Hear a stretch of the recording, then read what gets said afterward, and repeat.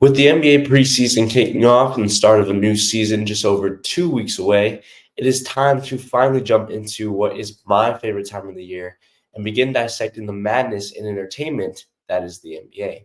And today we start that off with looking over what has been looked at for years as the B side of the NBA, and that is the Eastern Conference. But why? Who are the top teams in contention to be the Beast of the East this year? The commentary of the Eastern Conference starts right now.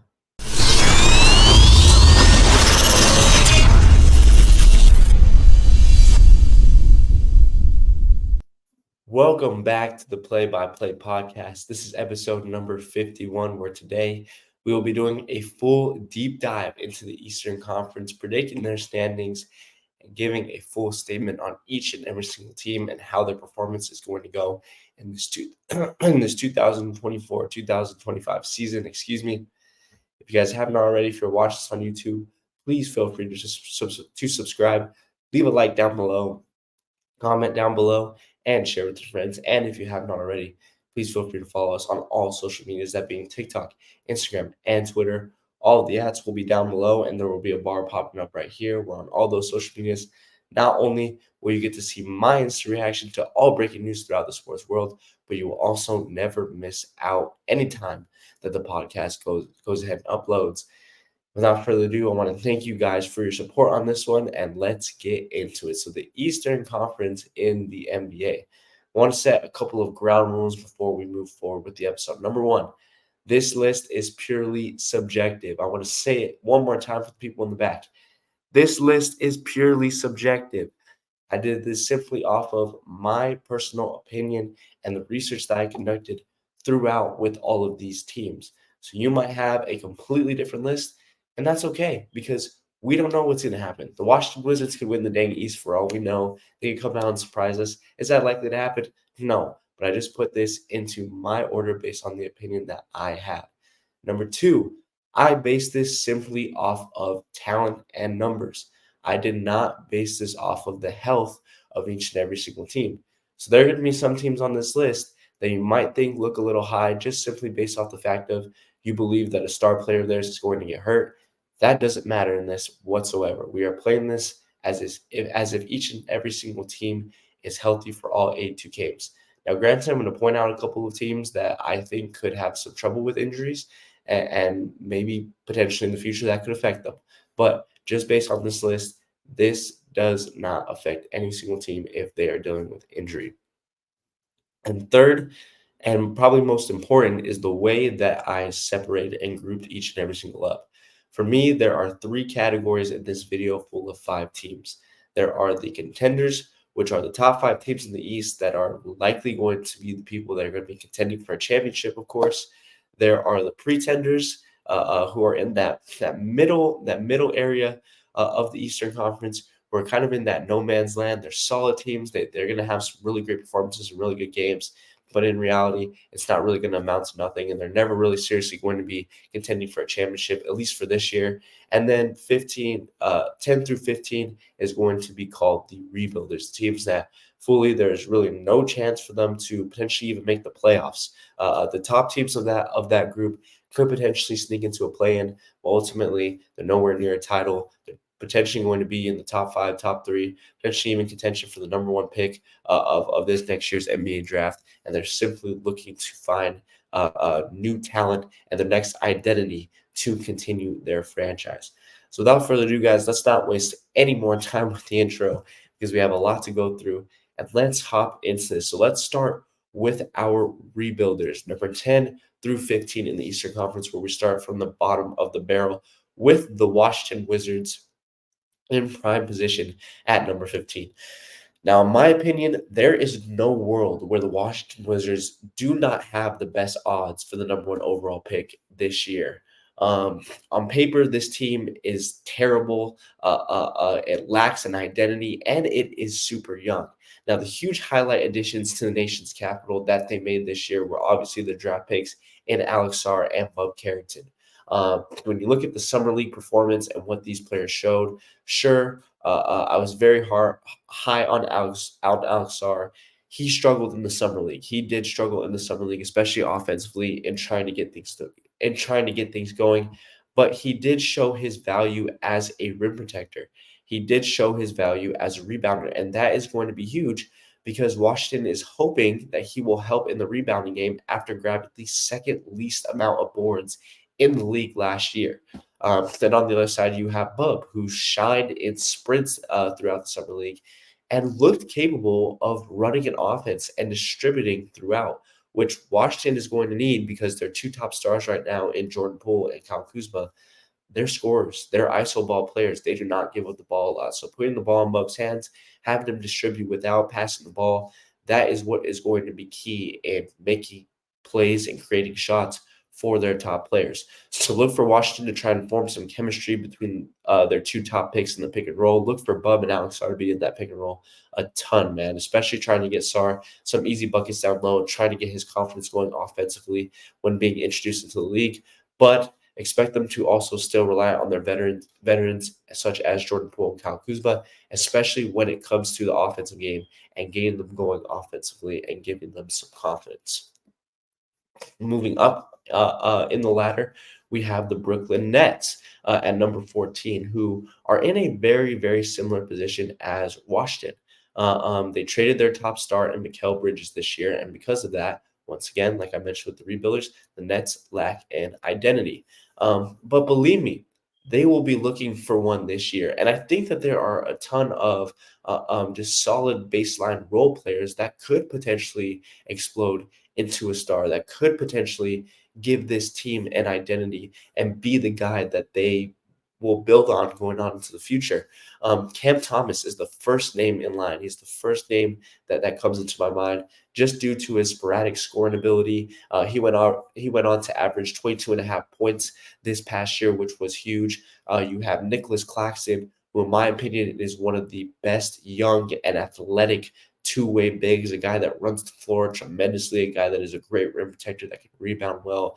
And with him signing a massive extension, it is clear that the Nets are locked into him and want to see what he can produce going forward.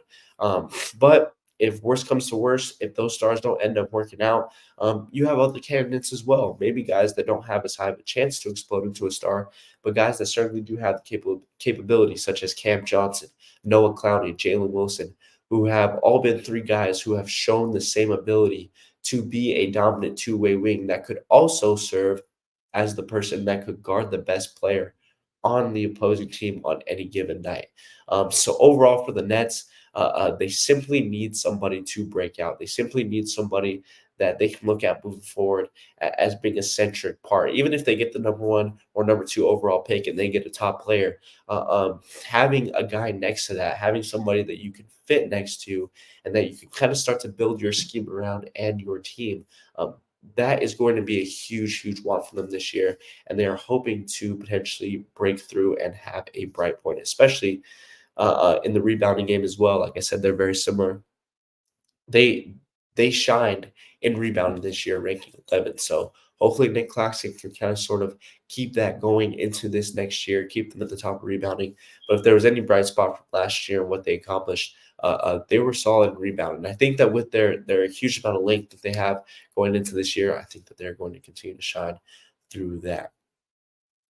Continuing on into 13th place, we have the Charlotte Hornets.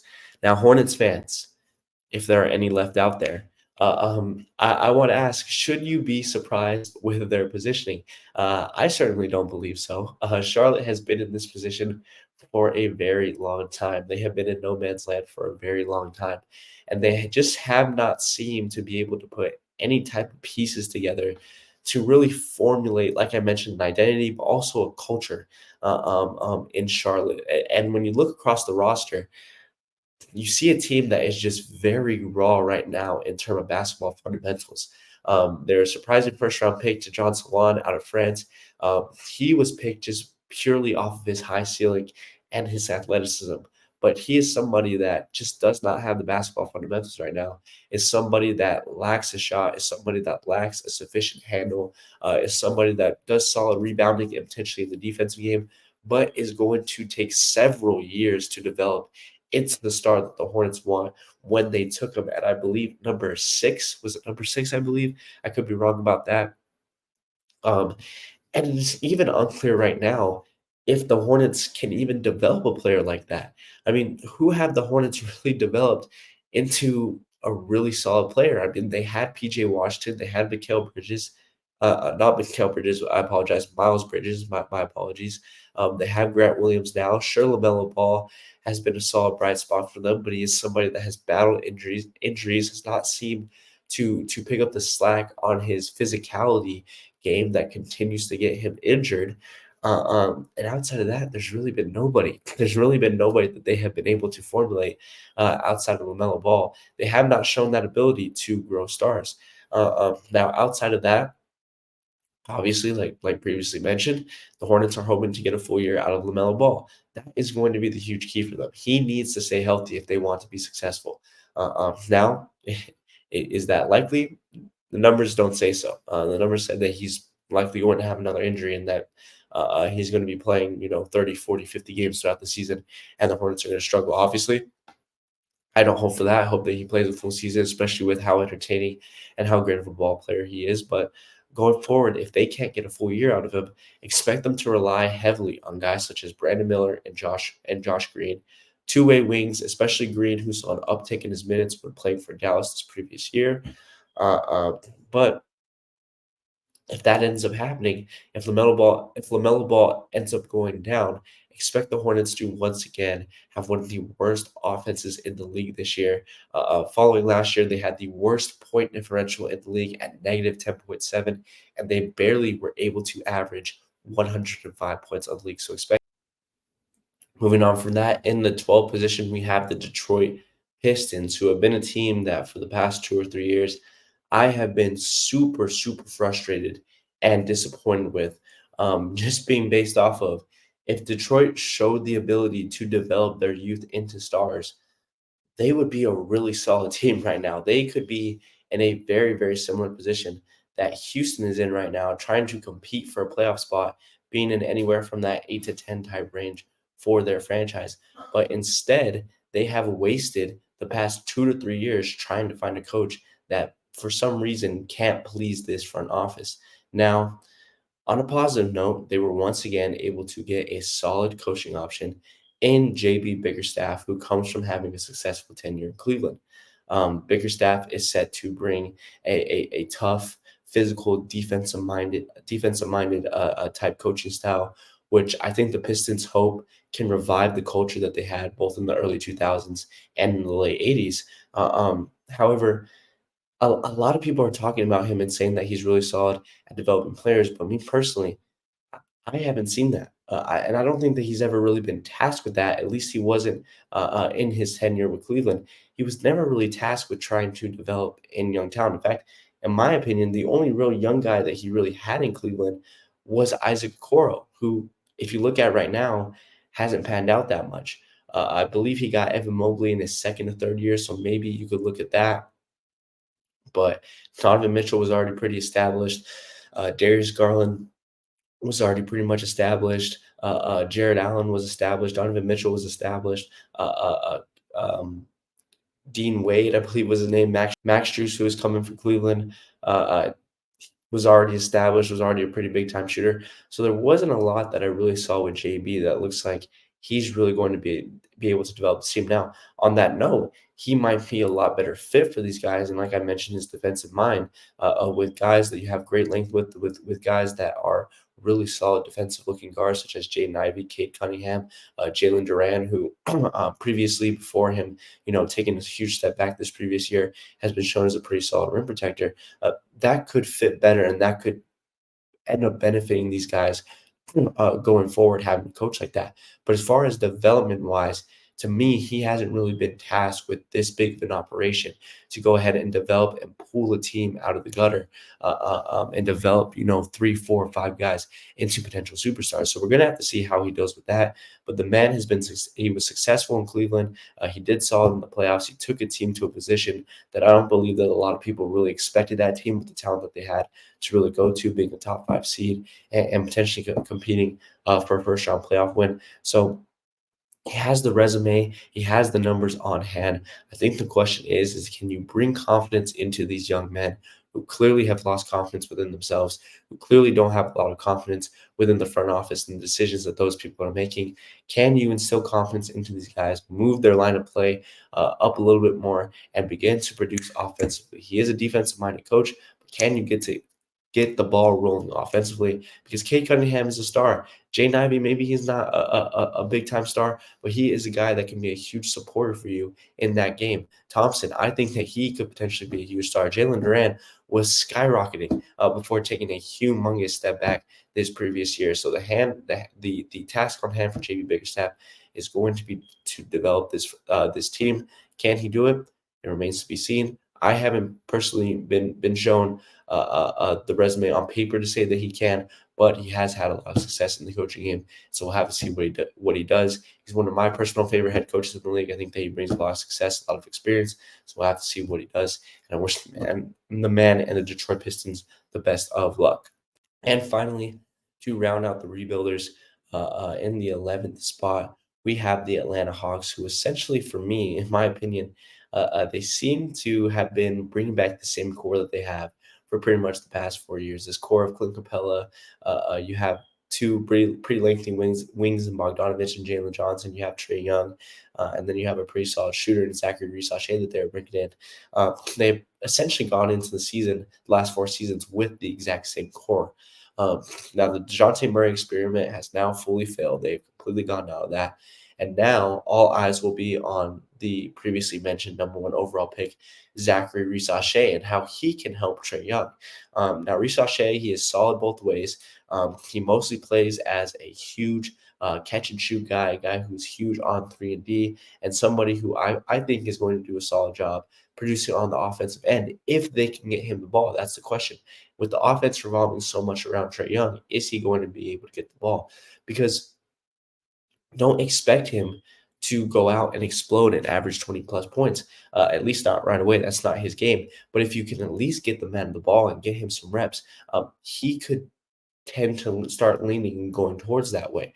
But I think, honestly, with the position that he's in right now, with the offense being revolved around Trae Young and him not getting many touches that I don't believe he's going to get, Atlanta, I believe, will honestly try to improve him defensively and use their front court length that they have right now to try and cover a lot of Trae's deficiencies. That has always been a huge bright spot. Is the reason why they got DeJounte Murray, because he is an all-defensive guard, a very lengthy guard that can help defend the top guards on every single team. You don't have to lay Trae on them. It's the exact reason why they have two really lengthy forwards in their front court with Jalen Johnson and Bogdanovich. It is the huge reason why they have one of the still top rim protectors in the league right now in Clint Capella. That is really the only purpose that Clint Capella serves on that team, is to rim protect and cover it from Trae Young getting beat on the drive. So expect them to lean towards that way and just relying on Trae offensively and building the rest of their 4 guys on that starting lineup defensively. At best, Atlanta could potentially sneak a play-in spot, but in my opinion, it will almost certainly come with the losing season like they had last year, going 39-43, and an early exit, if not an early play-in exit, losing in the first game, because this team defensively could be solid, but offensively I don't think is going to produce much. And I don't think Zachary Reese-Sachet, at least for his first season at least, is going to be able to produce much. So here we go. Start to go deeper into this conference. We get out of the rebuilding spot, and now we're going into the pretenders. These guys that are listed, I have listed 10 through 6. The teams that I believe maybe could potentially compete and get into that maybe second round, potentially into the conference finals. But are they likely going to? No. Are they going to win a championship? No. And these are teams that are going to, barely sneak into the playoffs. And half of these teams are likely even going to go into a losing season for this year. So, like I said, we start off in that 10 spot with the Toronto Raptors. Now, admittedly, I think that this is a bit low. I think that when you see the development that this Toronto Raptors team and their talent has had over the past year, I think that this team could be much higher than number 10. But you'll kind of see what I'm looking at as I go forward. But just looking at the Raptors, we've talked about a lack of identity with the past 5 teams. This Toronto team is the first team that kind of has that type of identity. They have found their guy. They have signed Scotty Barnes to a max extension. They believe him to be the future of Toronto. The man looks like a beast. Great two-way, a guy that can rebound very, very efficiently. And now what Toronto is now looking for is the pieces to put around Barnes and bring this thing together. Now they are hoping that they will find it with the full season with RJ Barrett and Emmanuel Quickly. Obviously, got those guys midway through the season in the trade with the New York Knicks. RJ has been a guy that has been steadily on the up, little by little, improving his point totals. He averaged 21 this past year, and he had his most efficient season by far when it comes to shooting percentages. And then you have Emmanuel Quickly, who nearly averaged a double double this year in both points and assists, and is another guy who is steadily improving when it comes to the efficiency of his 3-point shot. That has been the huge hole in his game, but year by year he has continued to improve his efficiency and his attempts, which attempts is a huge a deal as well for me because it just shows that a guy has confidence. When a guy is shooting one or two three pointers a game, under one three pointer a game, aka Ben Simmons. To me, it not only shows that he doesn't have a lot of skill, but he also just doesn't have a lot of confidence in his shot to take it, especially when those players are being left open a ton. So Quickly, not going to be left open as much as he was probably used to in past seasons, but that is great for him. Improved his confidence and improved his efficiency on that shot. And if these two can repeat the season that they had the previous year, if Toronto can bring this thing together, and if Toronto can create real chemistry,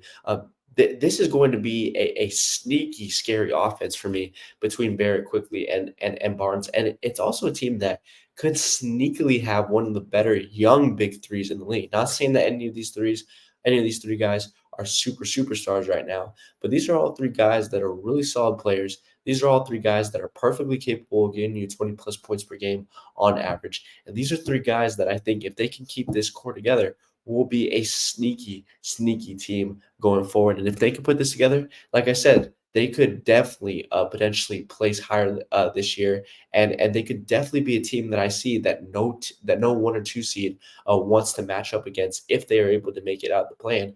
Because, like I said, this offense could be potentially scary. And if not, if it does not come together, the Raptors will definitely have some solid role players to lean on, and they could potentially look for a star. Who knows in the draft going forward? Maybe you see something in Grady Dick, who I think that they hope can still develop despite spending a lot of time in the G League last year, just simply based off of lack of conditioning and I think just being too raw in the basketball fundamentals game. But look for Toronto to be one of these sneaky teams in this year to sneak into that 10, 9, 8, 7 spot. And again, make it out of that play in and be a nightmare for the 1 or 2 seed to go ahead and face. Moving into that 9 spot, we have the Chicago Bulls, who I will admit, I will take a step back and I will say, I think I have the Bulls pretty high. I am very, very excited. I'm very, very high on this team. And I'm super excited to see how this 1 year transformation that this team has changes the direction. They went through pretty much an entire cleanup of this team. The only real players that they weren't able to get off of was Zach LaVine and Nikola Vucevic, and two guys that we obviously saw didn't have that huge of a market, at least in this past year's offseason. But the Bulls went from this transformation from where they were a bottom playoff team who had two veterans in Zach LaVine and DeMar DeRozan, who didn't quite fit together, who weren't guys that were superstars in this league. They were borderline stars and wasn't a team that really had any real direction going forward. To a team that now has a lot of young players that could potentially develop into stars. You start off with Josh Giddey, who I think is a tremendous playmaker, a guy who really didn't have any way of showing it because he played in a much smaller role in Oklahoma City and was really just downgraded to a guy that didn't have the ball in his hands a lot and had to rely on his 3-point shooting.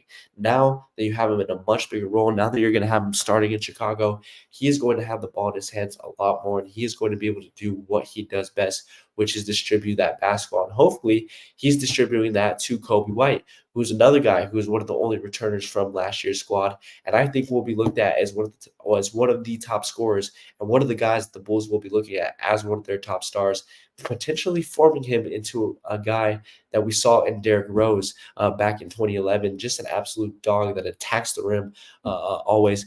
but is a guy that I will admit has shown more ability when it comes to his three-point shot. You have Patrick Williams, who they are still very, very high on, who they're still trying to take through this Kawhi Leonard type of development where they're trying to turn him into a two-way star.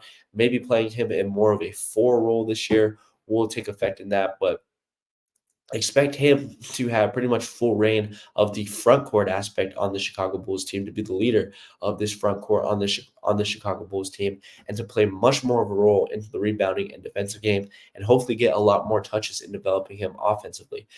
You have Jalen Smith, who they signed from the Indiana Pacers, another guy who wasn't getting a lot of playing time, who did not have a huge role in that franchise. Somebody who is a very promising and young athletic power forward, who obviously his biggest improvement needs to work on his floor spacing.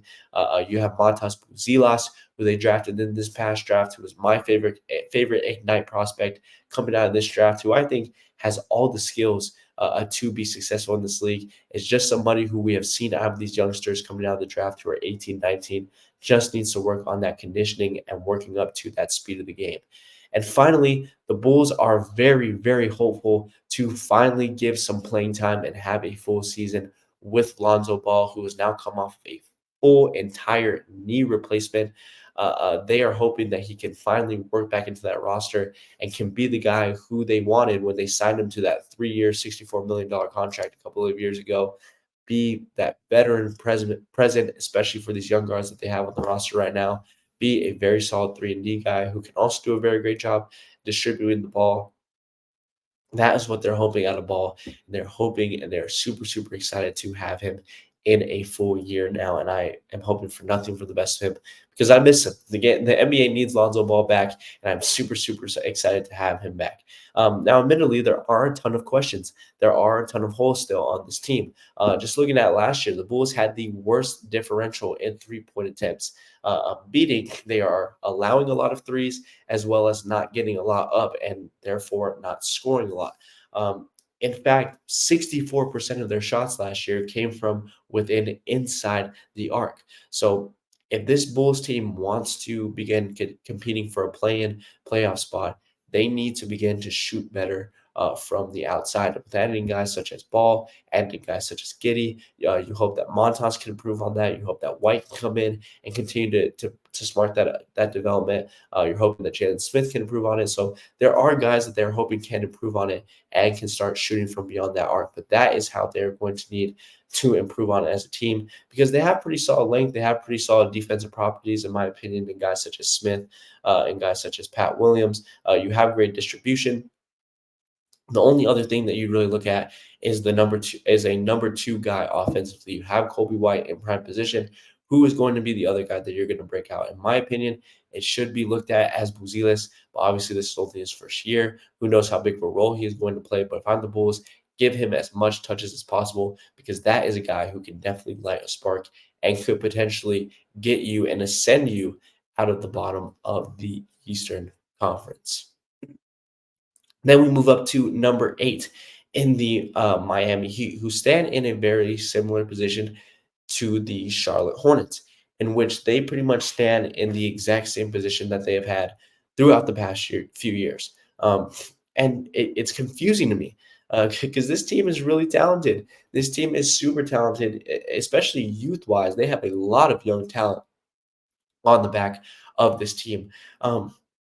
But there's something about them, and I'm not sure if it's a mentality issue.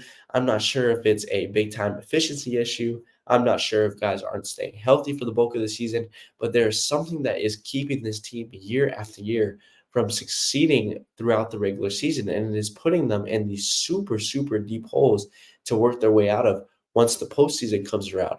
And when you look at them, the team did solid. They ranked fifth in defensive rating last year. They ranked fifth in steals. They had a lot of great job forcing turnovers out of teams. But where they did struggle was offensively. They ranked bottom 10 in offensive rating this past year. This could be because they were ranked second slowest in pace last year. They are a very, very huge half court type team. And so not getting that type of spark that you have and accomplishing nearly nothing off of the fast break, that could be a huge reason why they are plummeting down the offensive boards. But I guess the question for me is do you have the personnel on this to change that? Do you have the personnel on this team that can go ahead and get you some points on the fast break? And the even bigger question for Miami will be whether or not their bench depth can continue to succeed and carry them on, because that's what has been carrying them. You have Jaime Jaquez, who looked great last year. You have Nikola Jovic, who's a very solid shooter. Khalil Ware, who is going to be my sleeper pick for all rookie first team, who's going to be my sleeper pick for rookie of the year this year. He was one of my favorite prospects this year coming out of Indiana because he just has an all around game. He can extend the ball past the arc. He's really good down low in the post. He does really well protecting the rim, does really well rebounding the ball. He has really solid consistency. He is going to be my sleeper pick. But is he a guy that could work you into that fast break game? Probably not. So the problem for them is consistency, mentality, offensive efficiency, and the ability to light a spark on the fast break. And I think that the huge problem about it is that they just do not have the personnel to go ahead and turn this around and patch up those holes. So for now, I see them in this spot continuing at number 8 and putting them in this deep of a hole. But if veterans can continue to step up, if Jimmy and Bam can continue to step up, if this bench depth can continue to step up, there is no reason why Miami should ascend and get into potentially that contenders group that we're going to talk about in just a minute. But for right now, the personnel doesn't seem to be able to turn anything around, and there just doesn't seem to be any real ability to patch up the huge holes or weaknesses that they have right now. And so that's where they are going to remain. Moving forward into that 7th position, we have the Cleveland Cavaliers, who also basically returned a very similar roster to last year. The difference for them this year is going to be the coaching. They fired JB Bickerstaff, who we talked about previously. They brought in Kenny Atkinson, who is going to bring in a much faster pace type coaching style, who is going to emphasize a lot on scoring from beyond the arc. But in my opinion, I'm not 100% certain that that is the right approach for this team. First off, Atkinson has not been very successful. He had 4 years in Brooklyn, 3 out of the 4 were losing seasons, and the 1 year they had, I believe that they won a first-round playoff series before being eliminated in the second round. That is the year that D'Angelo Russell turned into an absolute superstar in Brooklyn and went off and led that team. But outside of that, Atkinson hasn't been very successful. Now, granted, he has had some time to learn behind Steve Kerr in Golden State, but the numbers are not there.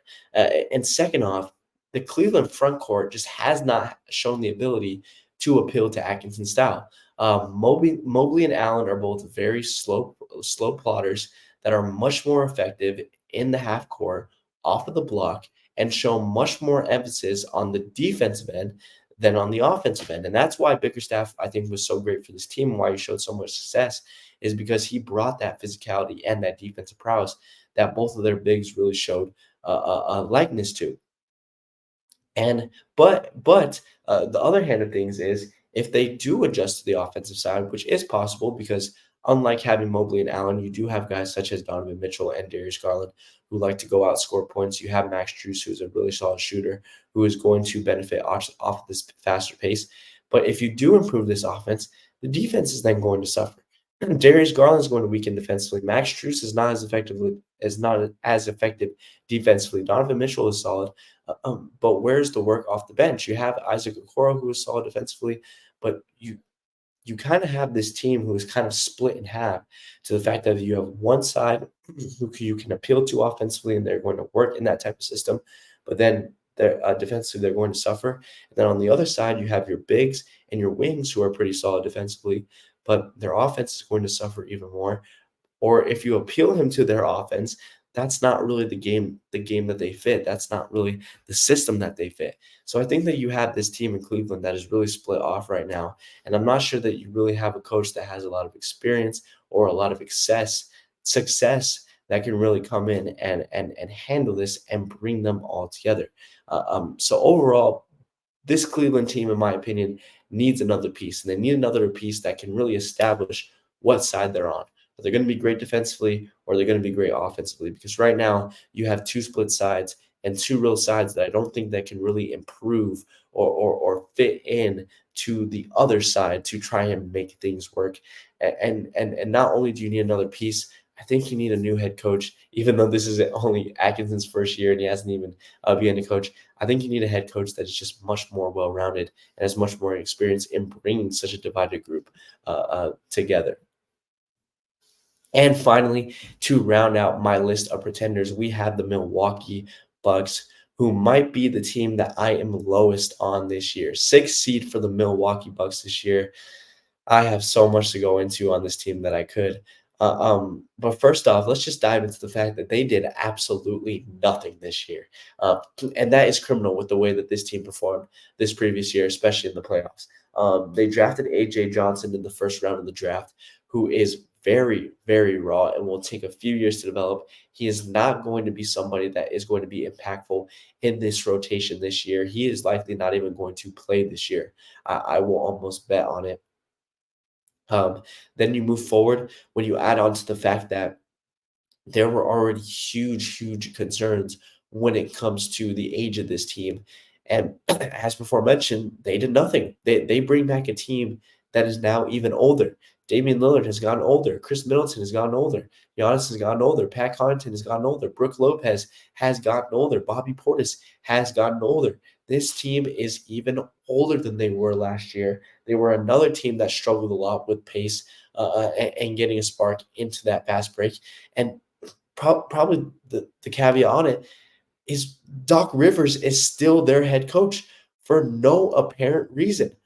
The stock continues to lower. Uh, there has never there has never been a moment throughout me analyzing Doc Rivers' career where I have been really high on him. He has not shown the ability to consistently improve on a team. He has been a coach that has been shown to consistently bring down a team. He won a championship in Boston purely based on the fact that he had three or four legendary players on that team and he was able to win.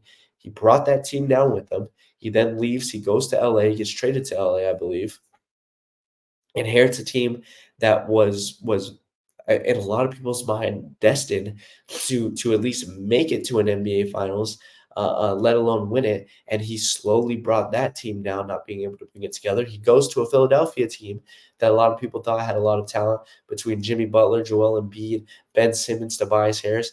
He slowly brought that team down, and now he is slowly bringing down this Milwaukee Bucks team. The fact of the matter is, there was a major contrast between the Bucks that began the season with head coach and Brian Griffin and the team that ended the year with Rivers.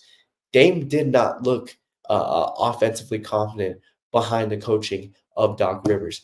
He looked very, very incapable of creating his own shot, like we've seen him from him before off the pick and roll. And the Milwaukee Bucks have shown a real inability to continue to be effective and continue to be efficient with their three-point shooting. I'm not sure that they have the personnel to be able to continue to be effective with that type of play style. They shot 43% of their shots from beyond the arc last year. And the fact of the matter is I don't think that you have a lot of guys who from a consistency perspective can really keep that going. Brooke Lopez is not a guy that I think can consistently continue to score from beyond the arc. Giannis, we have not seen any sign of him to be able to score from beyond the arc. Lillard, we have seen that, but he didn't show that behind Rivers last year. Pat Connaughton, maybe. Bobby Portis, maybe. Chris Middleton, maybe, but again, the aging, is there going to be a huge amount of progression? So for me, there's a lack of a system, there's a lack of a structure, there's a lack of a product for fans, for an organization, for a team to really buy into. And for me, I hate to blame it all on one guy, but it all feeds into Doc Rivers.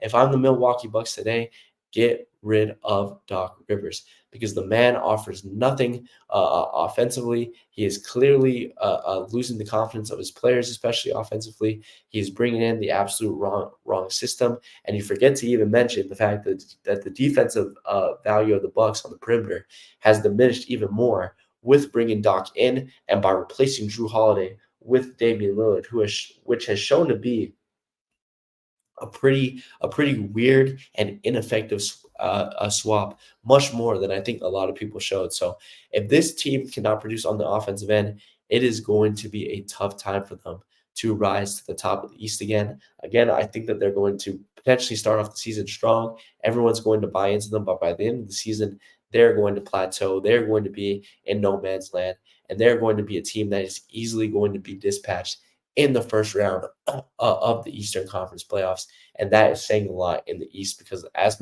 mentioned before, they are not the strong conference. And finally, we move into the final group of this video, that being the contenders, teams that I believe will be in the full front of competing for the top spot in the East and moving into prime championship position. And you start out in fifth place with the Indiana Pacers, who, in my opinion, could be in the category below. So not a huge bright spot to start off with this contender series. It just shows to you that the East just doesn't have a lot of huge depth to them. But with this Indiana team, not hating on them too much, but I just don't believe that they have enough star power to compete with the teams that I have listed above them. I don't believe that they have a huge amount of defensive capability really added onto them to compete with the teams above. To compete with the teams above them. Now that being said, their trip to the Eastern Conference Finals will help them a lot. And unlike anything that we've seen throughout the East so far that we talked about, Indiana, we've talked about teams with identity, but Indiana is the first team that I believe has a true culture around them. And that is through being the second best offense in the league last year. Surprisingly, not far behind the Boston Celtics, who had a historical great offensive season. That is through going through their best work, which is relying on their shooting from the outside, ranking first in both three-pointers made and attempted, which not only gave their offensive scoring, but also swung a lot of momentum into their favor into some tough games. That is where this Indiana team is at their best, shooting from beyond the arc and producing offensively. Now, we talked about that defensive hole. I still think that there are some guys that could potentially fill that in. Andrew Nembhard showed really great promise as being a guy that could strive defensively on that perimeter. Miles Turner has always been a really solid veteran in that interior and protecting the rim. And I think that we also miss out on the fact this past year with this Indiana team that Benedict Mathurin wasn't even included in that rotation, especially in the playoffs, due to injury. So this Indiana team, while on paper it might not look like they have a lot of superstar value, they are deep. They have a lot of really solid talent on the offensive end. They are a team that could explode for 120 plus points any given night.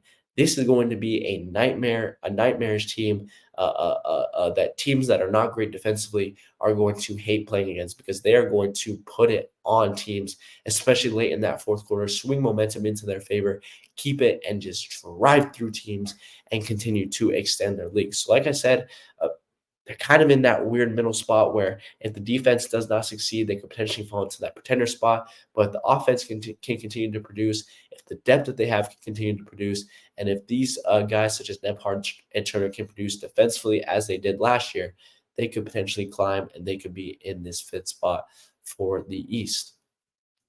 You move on to number 4, you have the Orlando Magic. Now, Indiana brings the offense, the Orlando Magic bring the defense. They ranked second last year in defensive rating, and they bring great perimeter defenders in the form of Gary Harris, Jalen Suggs, Caldwell Pope, and Paulo Banchero. But for me, honestly, I guess I was just expecting more. We talk about that lack of star value. It's a very, very similar thing in the form of this Orlando team. This team, they ranked in the bottom 10 of almost every single offensive field goal stat this previous year, whether it was attempts, whether it was percentage, whether it was attempts from the three-point line, whether it was percentage, free throw attempts. They ranked in the bottom 10 of every single field goal stat this previous year. And you go along with the fact that they were a bottom 3 team in assists, which in my opinion shows their reliance on one-man iso ball, and the fact that they did almost nothing to improve. We talked about Orlando. We talked about Milwaukee, excuse me. They did almost nothing to improve this team. Now, I think that Kentavious Caldwell Pope will enhance it, but he is not a game-changing signing. He is not a star signing, and he is a guy that, in my opinion, they already had. They already had a 3-and-D type guy in the form of Gary Harris and Jalen Suggs. So Caldwell Pope is going to a position where I just don't think he fits because they already had guys to fill in the role that he wants to play. So there's a bald spot there. The eyes will obviously be on Paulo to go ahead and take the next step and become a consistent star. And the eyes will also be on Franz Wagner, who, in my opinion, needs to become a lot more consistent if he wants to be a second in line in this offense, especially from a three-point perspective and especially from a playoff perspective where I think he just completely dissolved. So ultimately, if Orlando wants to be real contenders, even in the East, they are going to need two guys to step up big in this offensive game, or they need to be able to hold teams under 100 consistently with this great perimeter defense that they have, and the latter will be very, very difficult. Now we move forward into the three big dogs, the three guys that I think are the front runners in this conference. We start out with the Philadelphia 76ers in that third spot. Now, I told you that I would mention teams before when I talked about injuries. This is kind of the first team that really comes to mind. This list, once again, does not include injury issues, but with Philly, we absolutely have to mention it just because. But with Philly, we absolutely have to mention it just because it is the biggest question on hand. Now, if everything goes to plan, if Paul George and Joel Embiid are able to stay healthy throughout the season, this is a team that I believe can honestly be number one in this conference. Tyrese Maxey is a bona fide superstar, and he is finally, in my opinion, the perfect fit for a number two option next to Joel Embiid due to his ability to produce from the perimeter, due to his ability to work within the pick and roll. And adding on Paul George gets you a slashing wing who can also defend the best player on the other team. They have the ability, and I think the big part on this team is that they also have the ability to go nine men deep. There might even be a chance that Jared McCain, their first round pick from this past year, spends a lot of time in the G League because of how deep this team is. You have guys such as Kelly Oubre on this team and many others who can back up and fill in, which is going to be important because once again, injuries are not mentioned. But if these guys get injured, those guys can potentially step in and fill those types of roles. So for me, Philly has the pieces that they always wanted.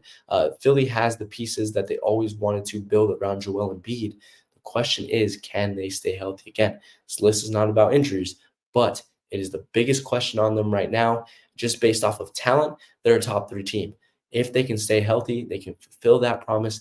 They could potentially even be number two, potentially even number one. I really like the talent on this team. I really like the depth that they have. I really like the coaching that Nick Nurse does.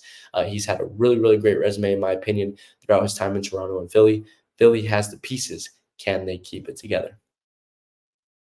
Now, next, moving on to our number two spot, we have the New York Knicks. Now, I've already talked a lot about New York. I talked about it in the Karl Anthony Towns video, which I might want to say I wanted to step in right here. I want to thank you guys so much for your support on the videos.